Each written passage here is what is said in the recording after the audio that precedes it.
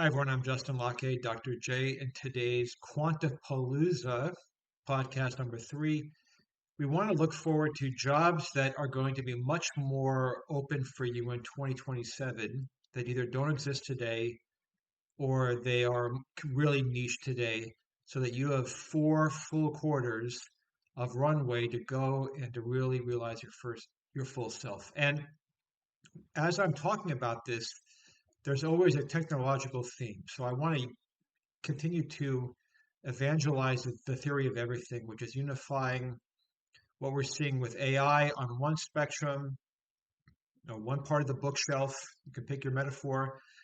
Quantum computing, which is the new hardware paradigm, and I think the connective steel thread is robotics and edge hardware. But I want to give plain business speak and speak that even for those of us who didn't grow up in a house where English was first language, an area that's really relatable. So first off, and with all respect to my wonderful friends who are thoughtful professors in top universities, who I'm sure are writing long, very passionate emails about their view of the theory of everything, go start your own podcast.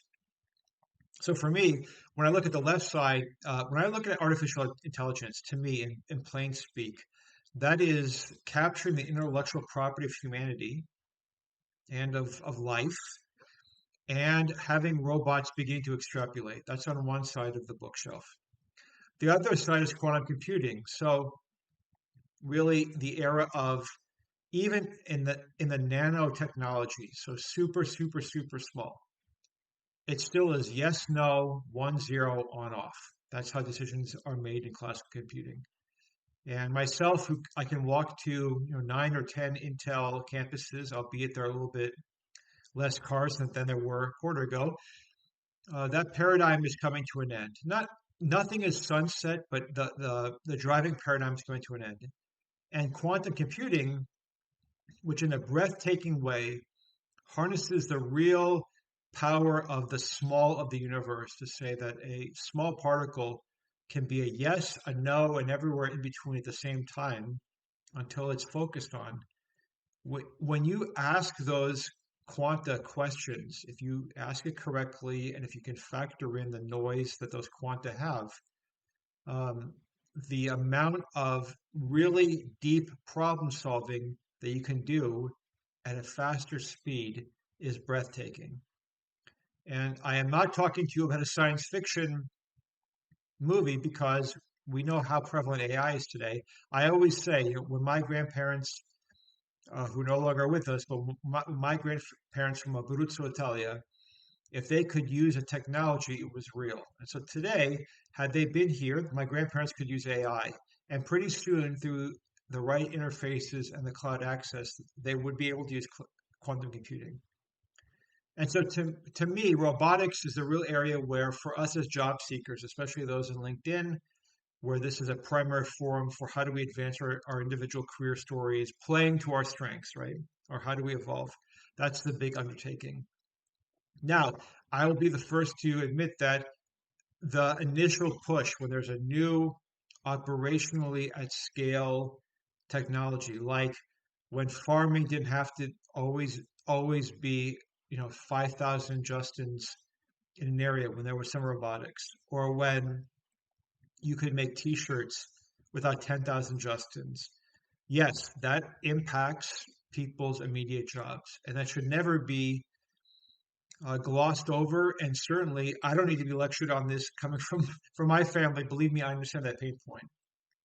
But I'm going to be a little bit applying some friendly pressure to say, so are you going to just always be at the mercy of change, or are you going to be an agent of change? And I say that out of respect. I say that out of wanting you to achieve your own superpowers.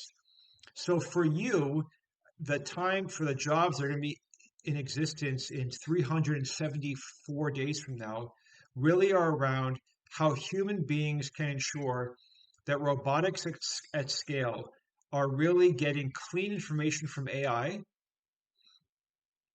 And if they are leveraging scenarios in quantum computing, how are they actually, in that business that you work at, operationally moving the needle in selling products, in connecting with customers, and using insights, and leveraging the ways that we communicate, and globalizing the human workforce. And those are very human jobs. So that was the overall theoretical approach, and I'm sure that I have many friends in top universities who are frantically typing their view of the technology paradigm, which is you're right.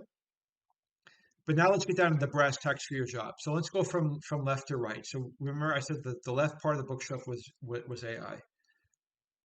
The new paradigm in 2027 is going to be that these machines, the AI, is going to start giving its own generative views of the world for products, for services, for legal decisions, for medical practices, for real world areas where instead of if you live in a rural town today and you need to have serious treatment, that these AIs may be sanctioned by medical boards to give you more short-term treatments before you meet with your human doctor, right? That's one example. Or if you're in a sports company and there is a new shirt that has a micro sensor that helps you win a championship, maybe that can get approved by the US Patent Office in a sanctioned way. That's another way. Or if you work at a bakery and you want to have robotics so that when you go home to spend time with your loved ones at 8 o'clock at night, those robots are still making the best possible pastries so that in the morning they can be shipped. So there are real world examples for every possible job.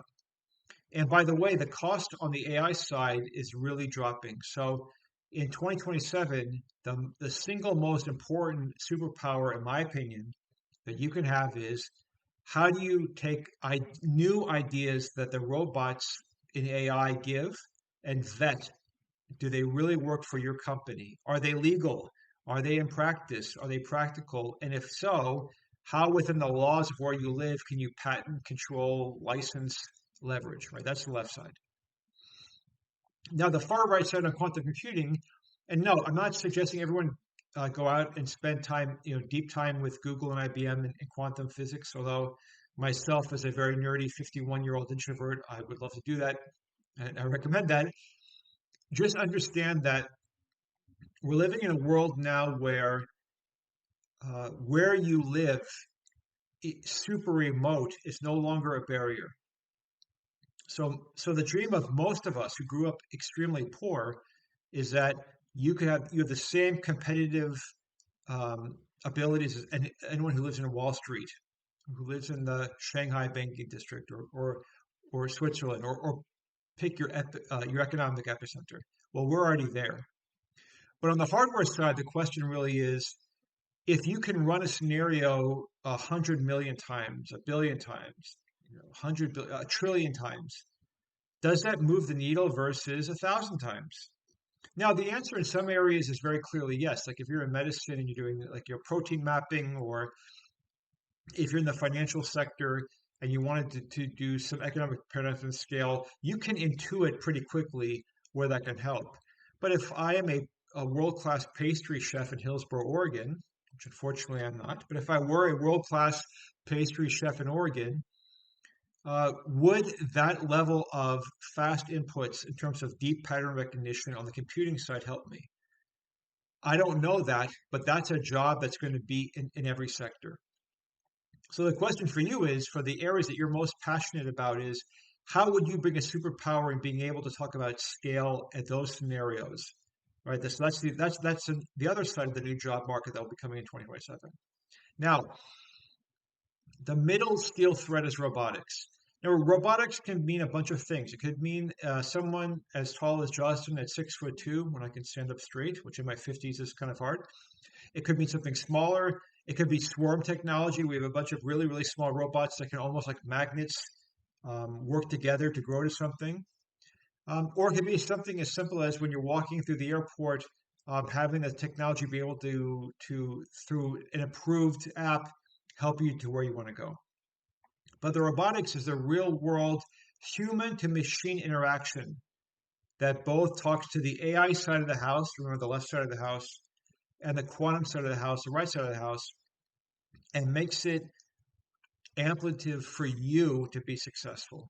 And to me, that's the most viable area because if you go into a large shopping mall if you go in to buy some equipment, a car, if you're taking a loved one to get medical advice, these are robotic information that can help you not make the decision by itself, but in a way that you can intuit, process, neurologically feel comfortable about, get advice to then make change in a way that's fluent to you. That I think is the biggest job area. Okay, so now to land this, so Justin, this sounds great, but brass tacks. So what do I do the next 4 quarters? Well, everyone's story is different, but if you look at the common themes, there are 3 common themes. Number one is you need to be locked into your personal story about what superpowers do you bring with many, many, many times more information that you as a human being can help move the needle. And only you can answer that. But you should be investing time over the December holiday season to lock in on what is that about.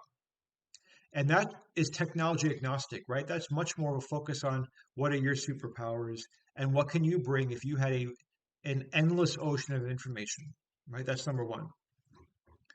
The second of the 3 is how can you use those insights to grow the customer base of different companies? So if you're in the job market, it's no longer so much posting your resume on LinkedIn. It's more a case of how do you connect to the customer bases of where you want to work at to move the needle. And if they're hiring, that means that they're not moving the needle as far as they want to go. So you're in a position of power. So really, it's not just your resume. It's, hey, company ABC, when you interview me, I'm going to tell you how if you can equip me with this right information, right, from the AI to quantum to the robotics, here's how I can bring in more sustained customers and in a way that they would evangelize the company. So that's the second. The third area is for the personal growth and development. So the exciting part of disruption, and I acknowledge, like in Silicon Forest, right, there's been a lot of job disruption, but the really exciting part is this. There is a whole new economy that doesn't exist today that will exist in 370 days. So for you, about generational wealth creation, you are living in one of those moments in history. So for you, it's not just about how you position yourself in your career, how do you position yourself talking to companies, but where can you really earn and grow assets, money, investments, ownership, intellectual property. These are whole new, brand new markets that, while the muscle is 3 or 4 thousand years old based on humanity, are going to be very new in the how. So getting comfortable with how does your state allow businesses to be created as an LLC? How does your federal government allow patents to be accepted? The more that you drive that free information and be on top of that, that is a generational wealth opportunity for you. And that's something that there are very few times in human history that you have, and we're living in it. Until then, and I would say my parting shot to you on behalf of the Quantapalooza team, which covers every continent, including certain times of the year, Antarctica, we appreciate you. We believe in you. And yes, the challenges are real. But without these challenges, the universe doesn't change. So my advice would be believing in you, believing in your skills and your superpowers is go on the side of making change rather than waiting for somebody else to make it for you. Until next time, I'm Justin Locke, Dr. J. Thank you for your support. Go forth and put a dent in the universe. Cheers.